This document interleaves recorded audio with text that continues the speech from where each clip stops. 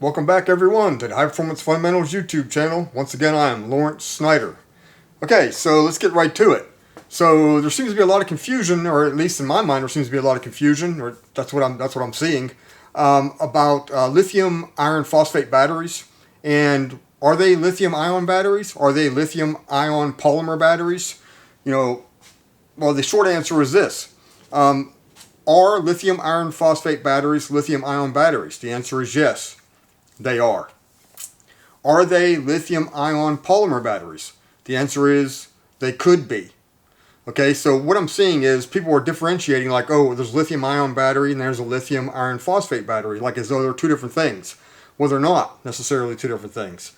Lithium iron phosphate and lithium polymer, those are two different things. Well, not necessarily, right? So let's break this down. Let's eliminate some of this confusion. Not a real long video, but I want to let you know when you're saying like as though lithium iron phosphate is different than lithium ion, it's like saying that methanol isn't alcohol or that ethanol is not alcohol. They're both alcohols.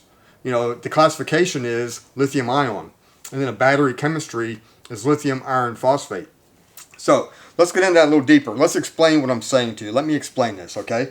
So here we have on the board, this is going to be for another video, but I just want to get into this lithium iron phosphate, area of confusion, I believe. So here we have 6 different chemistries that are all lithium ion batteries. The first one being lithium cobalt oxide, or the acronym LCO, lithium iron phosphate, also LFP, which can also stand for not only lithium iron phosphate, but lithium ferrophosphate, lithium nickel cobalt aluminum oxide, the acronym being NCA, lithium nickel manganese cobalt oxide, the acronym is NMC, lithium manganese oxide, the acronym being LMO, lithium titanium oxide, the acronym being LTO, also known as lithium titanate. Okay, these two chemistries right here, and the reason they're in red, and like I said, this is for a different video, but the reason they're in red is these are the 2 prevalent chemistries for automotive use, 12, 14, 16 volt batteries. This is what you're going to see the most of. This way more than that, but this is becoming more and more common, I guess you could say. So, what's the common denominator here? The common denominator is lithium, lithium, lithium, lithium, lithium, and lithium. And that is related to the electrolytic solution, right? The lithium salts or the lithium ions in the electrolytic solution. Okay? The rest of it is cobalt oxide, nickel, manganese, cobalt oxide, iron phosphate, nickel, cobalt, aluminum oxide, manganese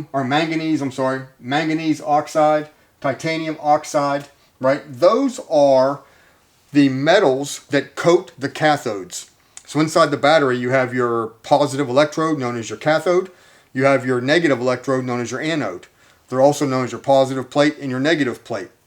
And a lithium-based battery, in I believe all cases, but maybe not all cases, most cases, the positive cathode is made up of aluminum, and it is bonded, it has metal oxide bonded to it.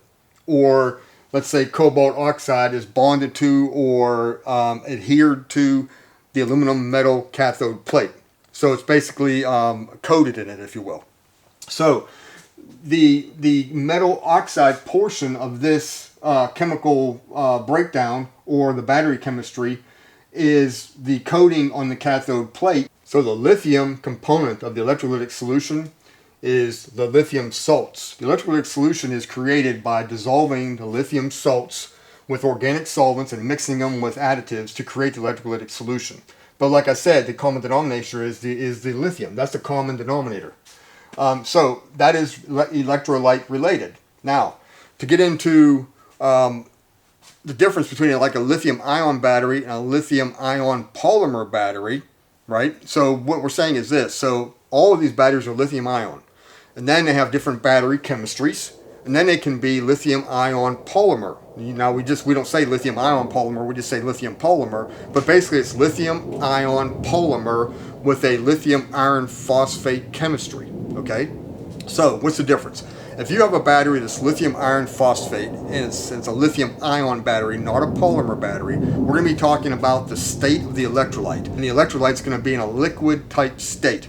Now, when I say liquid, don't think about it like water, like, sloshing around. Think about it like peanut butter, right? Peanut butter is not a solid, it's a liquid.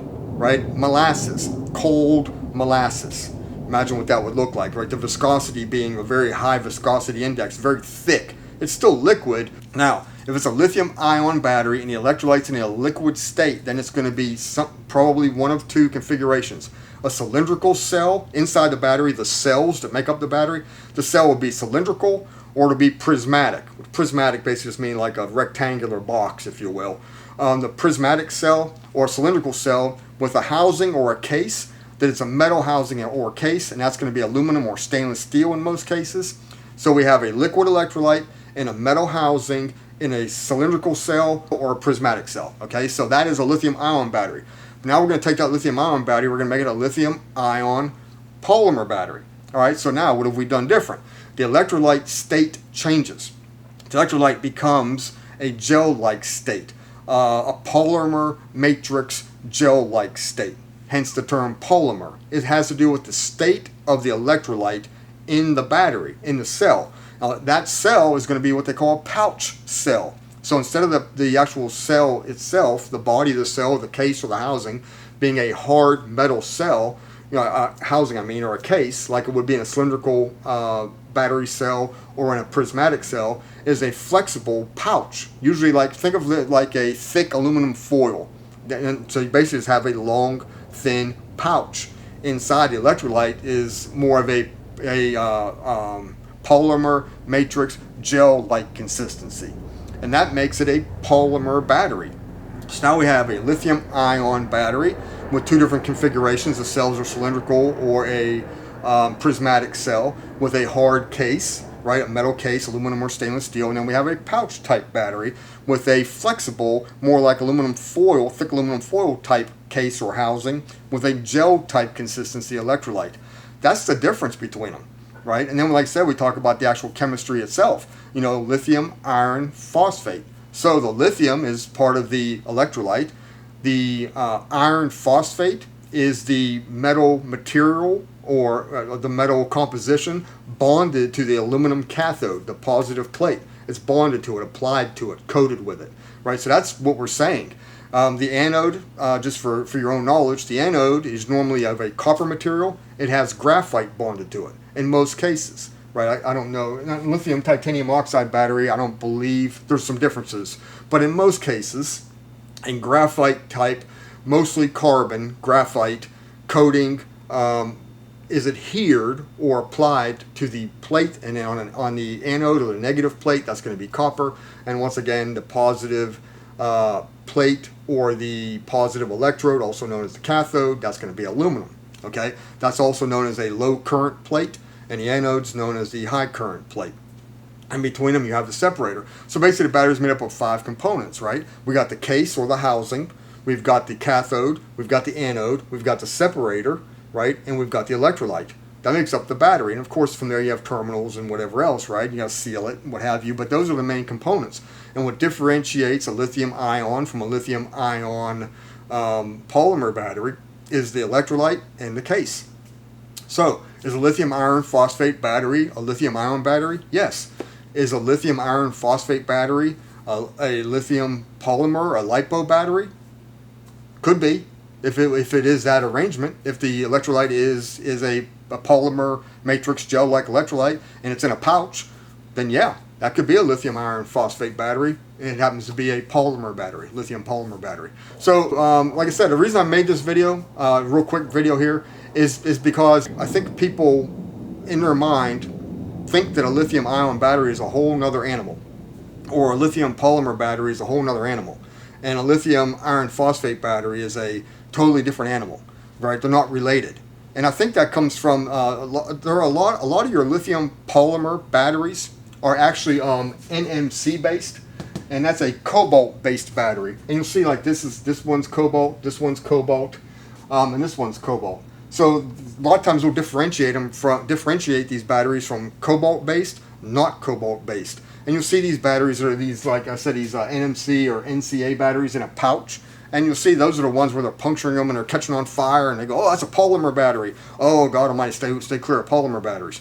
But you can take a lithium iron phosphate battery that's a pouch battery, a polymer type battery, but with lithium iron phosphate chemistry, it's much, much safer.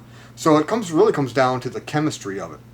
Now, as far as the dangers, there are dangers. All batteries have dangers. You know, if you have a lead acid battery, if you don't think a lead acid battery is dangerous, well, when a lead acid battery goes through its electrochemical reaction process, it releases hydrogen and oxygen. Well, hydrogen and oxygen together are explosive, right? If you overcharge them, it releases hydrogen sulfide, which is poisonous, right? Okay. The electrolytic solution is sulfuric acid in a lead acid battery. It can cause blindness if it gets in your eyes, or at least temporary blindness. It can cause chemical burns if it gets on your skin. So if the thing blows up on you, it can cause some major damage. You know, I mean, and think about it like this: for years and years and years, like the National Hot Rod Association, NHRA, if you're into drag racing, right? They wouldn't allow the battery to be in the passenger compartment, in the driver's compartment. It was not allowed to be in there, period. Had to be behind a firewall, right? In the trunk of the vehicle with a firewall, or in a battery casing, had to be vented outside, couldn't be vented inside the vehicle. Why would that be? Because they're very dangerous, right? Anyways, in the next video, I'm going to get into, you know, safety levels and comparison like AGM batteries to lithium iron phosphate, lithium titanium oxide. But in this video, I just wanted to dispel some myths, or at least clear up some confusion when it comes to lithium iron phosphate batteries. I keep seeing lithium ion batteries and like it's a different thing from lithium iron phosphate, and we see that lithium polymer batteries, well, that's not a lithium iron phosphate battery, they're totally different. That's not true at all, okay? So take this for what it is, right? It's not just my opinion. If you don't agree with me, do some research before you put in the comments and I'm an idiot, I don't know what I'm talking about. Do some research, right? Check into what I'm saying to you, right? And just wrap your mind around what's going on. It's not about whether it's a pouch battery. It's not about whether it's a cylindrical cell battery. It's not about whether it's a prismatic cell battery. It's about the battery chemistry, okay? So I'm going to leave you with that. Thanks for watching. I certainly hope to catch you on the next one.